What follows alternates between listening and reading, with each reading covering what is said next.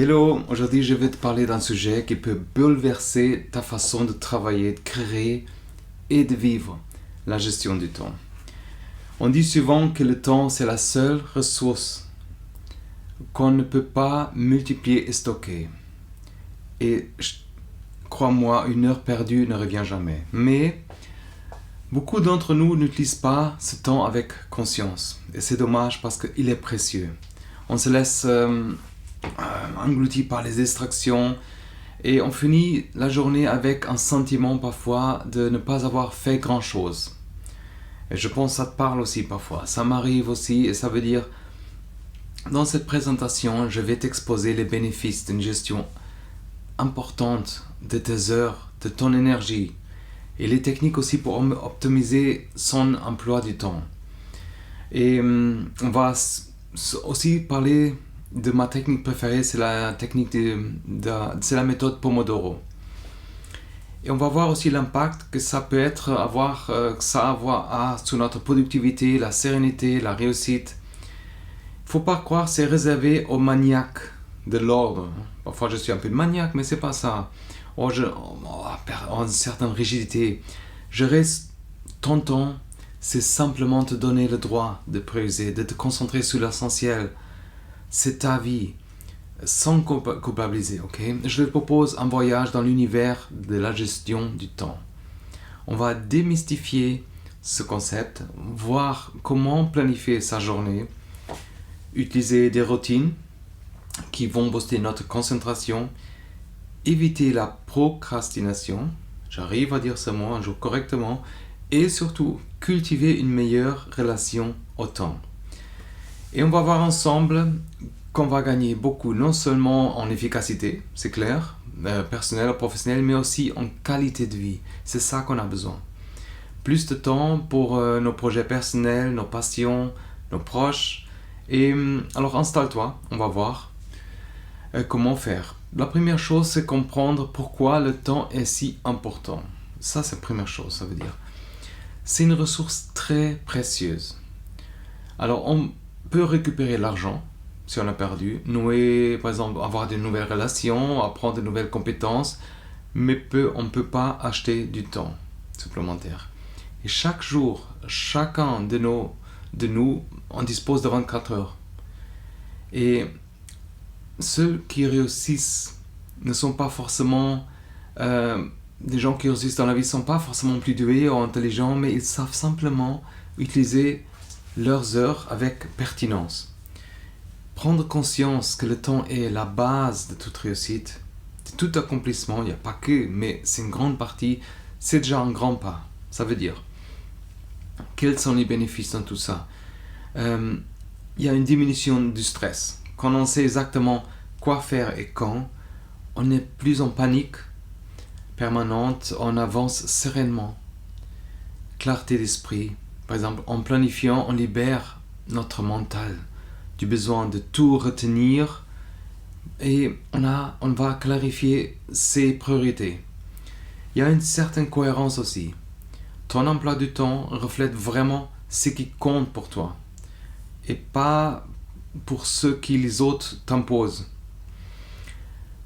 Première chose, la prise de conscience. Première chose qu'on a, c'est la prise de conscience. Avant de changer quoi que ce soit, observe comment tu passes tes journées. Note pendant chaque jour tes activités. Par exemple, heure par heure, qu'est-ce que tu fais et le temps que tu consacres à chaque chose.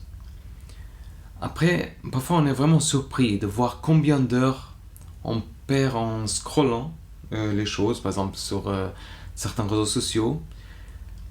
Le temps qu'on passe sur Internet, en bavardage, en productif parfois, micro-tâches non productives, et ça me fait un peu la panique parfois, avec le temps que je passe dans des petits trucs. Moi parfois j'ai vraiment envie et je vais le faire, donner beaucoup plus de choses, je vais donner beaucoup plus de mes affaires pour juste pas avoir besoin de ranger, de penser, parce que dans la vie on n'a pas besoin de grand chose, vraiment.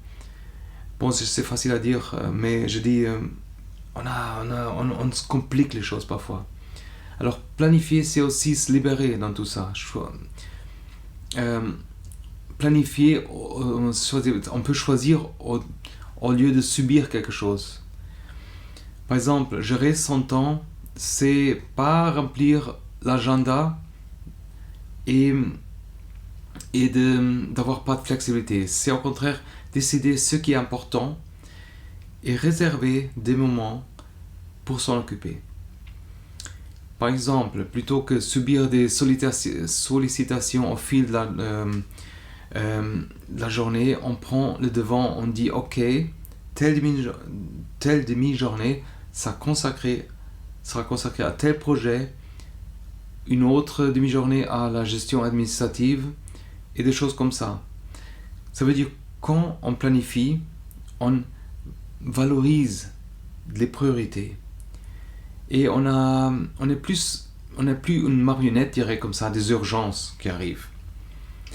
Les bénéfices dans tout ça, c'est un focus. On entre dans une tâche choisie sans se disperser. On va plus loin dans la qualité de ce qu'on fait aussi. Ça préserve aussi notre énergie. On prévoit par exemple des pauses, des moments de repos, afin de ne pas tomber et s'épuiser. Il y a aussi cet équilibre entre vie professionnelle et vie personnelle.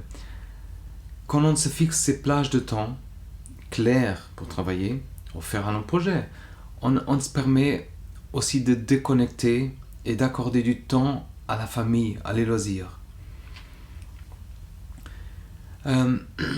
Concrètement, par exemple, chaque fin de semaine, par exemple, dimanche soir, prends 30 minutes pour regarder ton agenda de la semaine qui va rentrer, liste des grands objectifs, maximum 3 si possible, que tu veux atteindre. Et après, tu peux répartir dans des petits objectifs.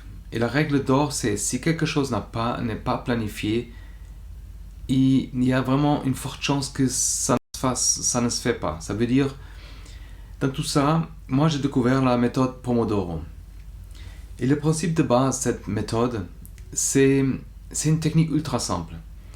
Mais c'est efficace. Par exemple, tu te fixes un temps de travail, par exemple 25 ou 30 minutes, pendant lequel tu consacres à une seule chose. Oublie le multitâche, ça ne fonctionne pas. Okay? Et sans interruption. Ensuite, tu prends une courte pause, normalement 5, même 10 minutes si tu veux, et répète le cycle. Par exemple, au bout de 4 cycles, par exemple 1 heure et demie, tu peux t'accorder une pause plus longue, 15 à 20 minutes. Et les bénéfices dans tout ça, c'est une concentration maximale. Tu te dis, ok, seulement 25 minutes. C'est faisable. Je coupe les mails, j'efface les mails, je réponds à les emails, notifications, distractions. Je fonce à fond, ok? Et si c'est une méthode aussi anti-procrastination, ça veut dire c'est plus facile de commencer une tâche quand tu sais que c'est que 25 minutes. Ça nous amène un stress bénéfique, quoi. C'est un défi. En 25 minutes, il faut le faire. Et pas pour une durée indéterminée. Là, on se perd, ok? On a 25 minutes chrono. Et il y a un rythme humain dans tout ça. Les pauses régulières, ça nous préserve notre énergie. On ne rentre pas en surménage. On sait à quoi on doit attendre. Et après, on fait une pause. Okay? Pour la mise en place, par exemple, procure-toi un simple minuteur, des applications comme il y a déjà sur le téléphone. Choisis une tâche précise, lance ton minuteur sur 25 minutes et bosse sans te distraire. Il faut s'interdire de regarder des emails, de laisser distraire, les notifications. À la sonnerie, après les 25 minutes, relâche pendant 5 minutes. Ou même 10 minutes. Bouge, respire, bois un verre d'eau comme moi, entre par exemple filmage, un truc comme ça. Et tu verras la différence dans ta productivité. Et après une journée, c'est incroyable. Okay? Il faut dans tout ça identifier aussi nos valeurs. Et surtout, les voleurs de temps. On a déjà nos distractions numériques. Ça veut dire les plus grands dangers aujourd'hui, je pense, pour la gestion du temps, c'est ces notifications, les réseaux sociaux, les messages instantanés. Et chaque fois que tu jettes un œil à ton téléphone pour reprendre un chat, tu brises cette concentration. Ça veut dire notre cerveau met plusieurs minutes à se remettre en mode focus. Et c'est vraiment important de comprendre qu'est-ce qui nous vole notre temps et neutraliser tout ça, au moins pendant ces plages de travail, ok?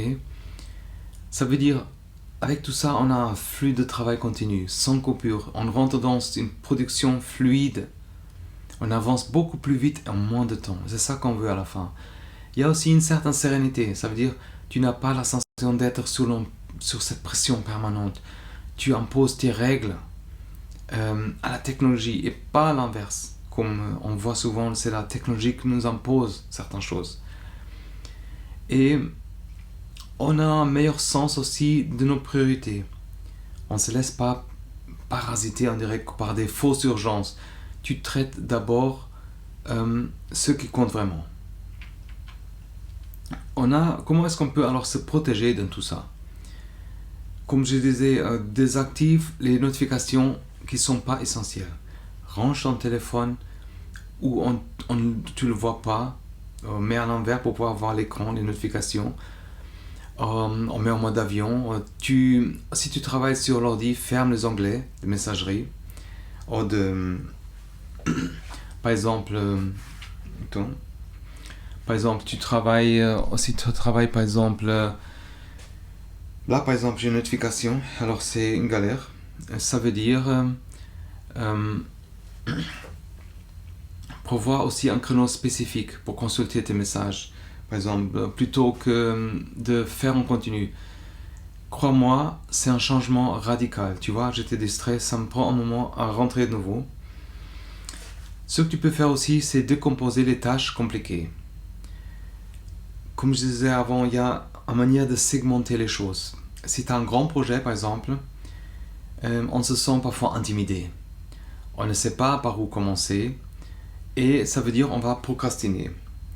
Et découper ces grands morceaux au projet en petites choses, en petits objectifs, rend l'action plus simple et moins intimide.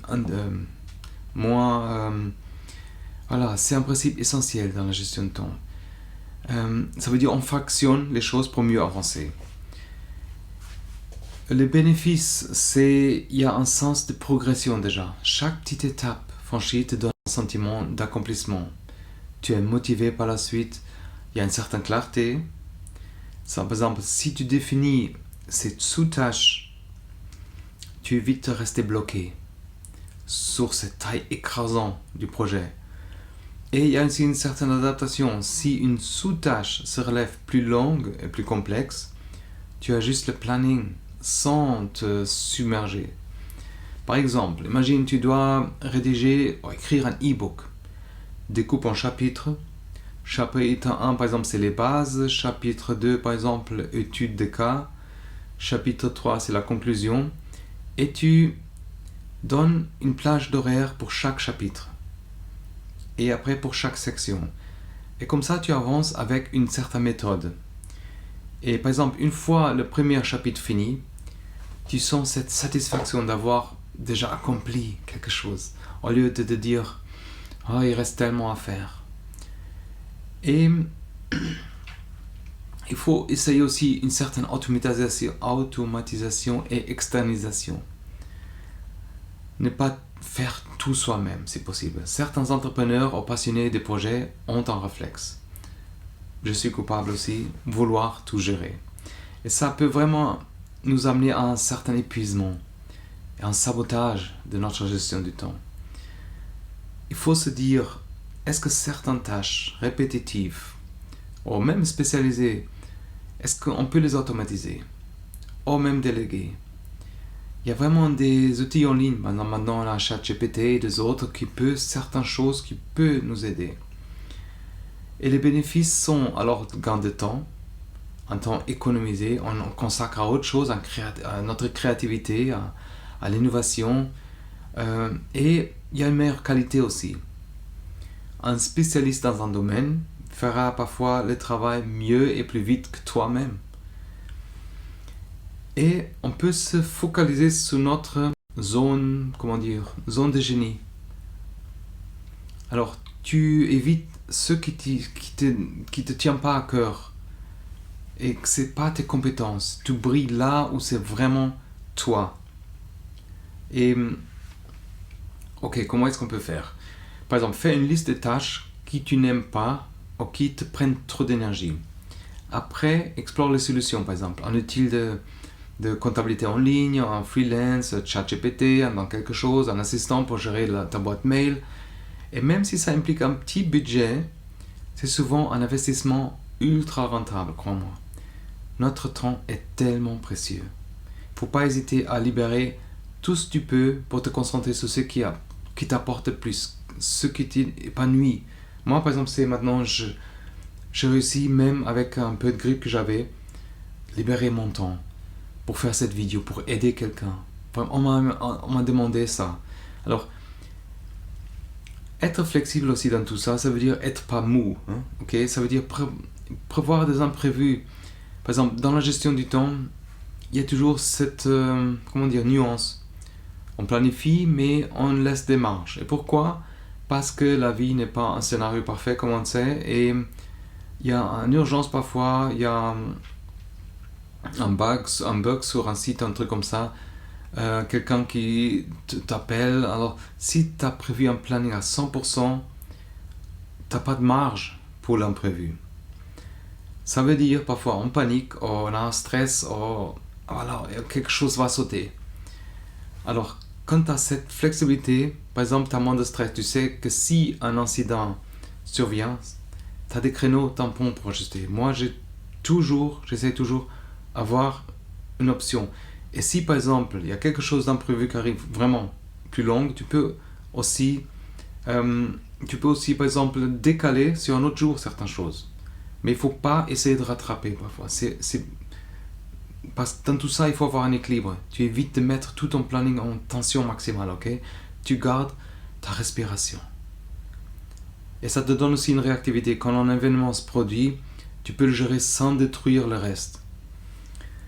Concrètement, par exemple, au lieu de remplir ton agenda à 8 heures de travail effectif, planifie juste 6 ou 7 et garde 1 ou 2 heures de flexibilité. C'est comme des blocs libres, mais si aucun imprévu ne vient, tu peux avancer sur du travail du fond ou prendre un peu de repos.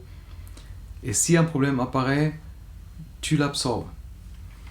Dans tout ça, c'est important de se récompenser. Ça veut dire la récompense, ça nous booste l'énergie. Gérer son temps avec rigueur, c'est bien, mais ça ne doit pas venir rude pour nous. Ça veut dire, tu sais, un cerveau humain adore ressentir le plaisir. C'est pour ça que c'est addictif certaines choses. C'est vraiment un ingrédient essentiel à la motivation. C'est pour ça qu'il y a l'intérêt de se fixer des petites récompenses quand on atteint un objectif. Ça veut dire terminer un gros dossier, quelque chose. Les bénéfices, c'est tu associes l'idée d'effort et discipline à une satisfaction concrète. Ton mental adore ce genre de cycle de récompense. Les réseaux sociaux fonctionnent à base de tout ça. Et ça prévient aussi un certain burn-out parfois. Les moments de plaisir, de détente on n'a pas l'impression de faire que du travail. Il y a une fierté de se dire je respecte mes objectifs. La semaine, je m'offre mon repos, ou une soirée gaming. Ça nourrit notre estime. Ça veut dire, par exemple, si tu as suivi ton planning pendant 5 jours, imagine, sans procrastiner, alors tu es déjà très fort. Tu t'accordes une séance de ciné, un petit extra, tu termines un projet majeur, tu peux par exemple partir en week-end ou acheter quelque chose que tu as vraiment besoin, envie. Mais l'essentiel est vraiment de connecter ce succès à un plaisir, même modeste. Okay? Ça conditionne notre cerveau et notre esprit à aimer l'organisation. Et diffuser la culture et la bonne gestion du temps comme moi je le fais avec tes équipes ou quelqu'un, même privé ou ton collaborateur, proposer cette méthode de time blocking ou la méthode Pomodoro. Explique aussi qu'on ne doit pas déranger quelqu'un en pleine concentration. Alors, si tu expliques ça à quelqu'un, ça donne cette harmonie collective. Si tout le monde respecte un cadre clair, on évite les interruptions, le projet avance plus vite et les gens s'inspirent mutuellement.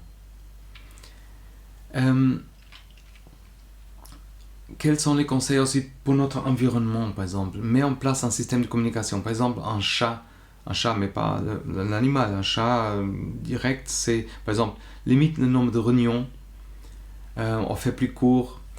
Par exemple, si tu es en train de travailler, organise un cadre pour appliquer ces routines.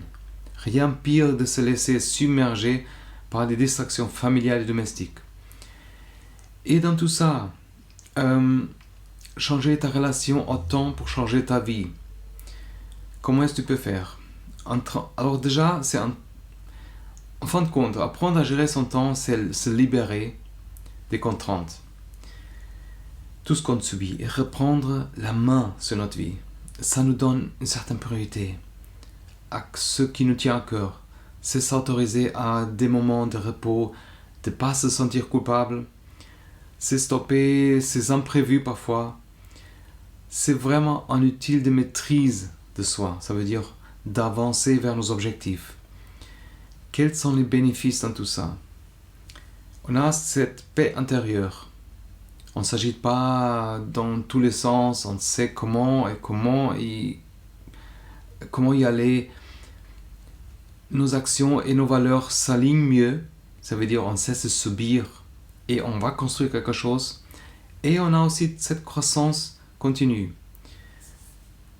Quand on gagne en efficacité et clarté, ça nous laisse une certaine place à progresser, de se former et de démarrer des autres projets. Alors, osez passer à l'action maintenant. Par exemple, il ne faut pas se contenter de juste écouter les conseils ou lire. Mets en place, dès aujourd'hui, tout ce que tu peux. Choisis un outil, par exemple, un agenda papier, l'application, un tableur, mais planifie ta semaine prochaine, bloque les plages Pomodoro, par exemple, pour tes tâches prioritaires, et tu vas observer la différence. Petit à petit, tu vas mettre en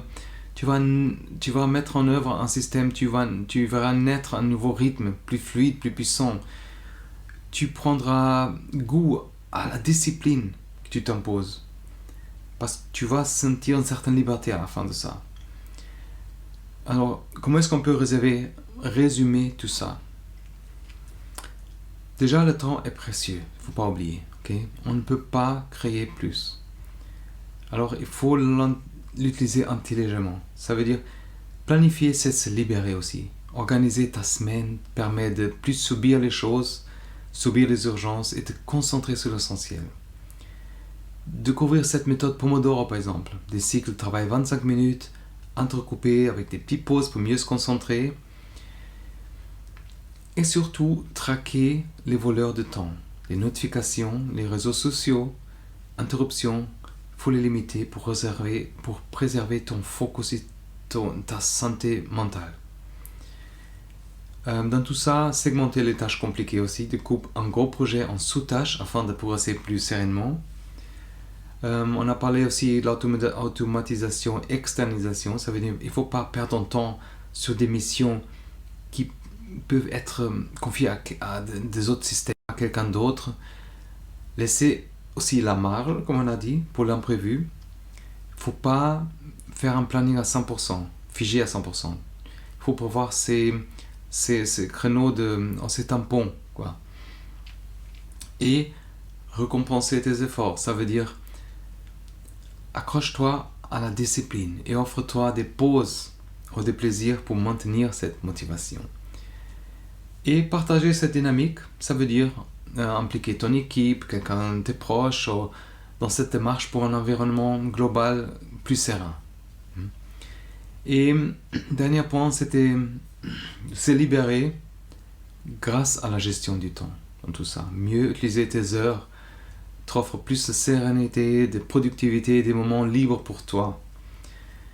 Alors, on est arrivé à la fin de cette présentation pour la gestion du temps et aussi à l'usage de certaines techniques comme la méthode Pomodoro pour booster.